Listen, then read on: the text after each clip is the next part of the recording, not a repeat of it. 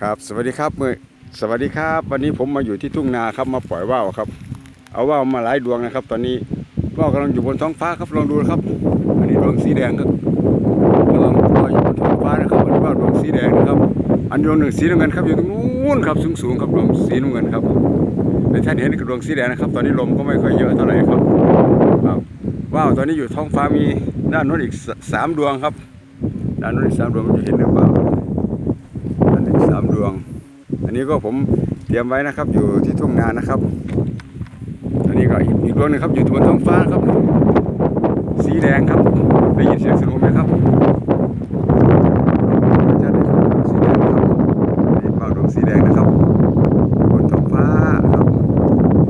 ลมก็บรรยากาศกำลังดีครับบรรยากาศกำลังดีอยู่ท้องทุ่งนาครับลองดูบรรยากาศปล่อยว่าวนะครับบนท้องฟ้าว่าวสีแดงดูดอกกันบ้างครับมีว่าวหลายดวงครับอยู่ข้างล่างก็มีหลายดวงครับนี่เขาที่อยู่ข้างล่างครับพอดีลมกำลังมาแรงนะครับผมกำลังปล่อยนะครับตอนนี้ข้างล่างก็มีครับให้ชมบรรยากาศนะครับตอนนี้ผมจะให้ดูข้างบนนะครับอันนี้ว่าวดวงสีแดงนะครับแล้วผมเตรียมจะขึ้นอีกนะครับเป็นว่าวอะไรบ้างนะครับนี่เดี๋ยวจะขึ้นก็มีว่าวสนูแล้วก็ว่าวจุฬาแล้วก็มีว่าวสนูสีชมพูแล้วก็สีโอรสอีกดวงหนึ่งผมเพิ่งเอาลงนะครับอีกดวงหนึ่งกำลังอยู่บนท้องฟ้านะครับอันนี้สีแดงครับสีน้ำเงินครับเห็นไหมครับนู้นดวงสีน้ำเงินครับครับอีกดวงหนึ่งครับจนได้อีก2 ดวงครับ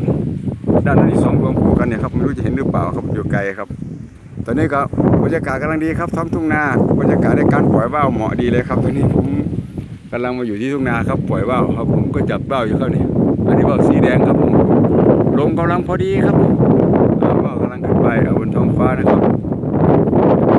เสียงสนูดังได้ยินไหมครับแต่ผมได้ยินพอดีนะครับ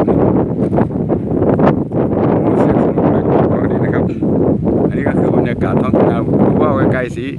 อีก2-3 ดวงนะครับตอนนี้ถ้าแถวนี้ครับเขานิยมปล่อยว่าวครับถ้าลมมาปุ๊บก็จะปล่อยว่าวผมก็เตรียมว่าวไว้นะครับวันนี้ก็ของผมเอามาทั้งหมด6 ดวงนะครับอยู่ที่นี่เขาเรียกว่าว่าวเขาเรียกว่าดวงนะครับของผม6 ดวงของชาวบ้านเขาอีก4นะครับอีกดวงหนึ่งครับอยู่ที่ปลายไม้ครับมันติดอยู่ที่ปลายไม้นะครับอันนี้ก็ดวงสีแดงครับสีแดงกำลังขึ้นนะครับบรรยากาศครับให้ท่านชมนะครับก็คือบรรยากาศท้องทุ่งนา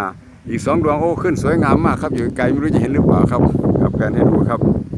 บรรยากาศท้องทุ่งนานี่ก็คือบรรยากาศการปล่อยว่าวครับ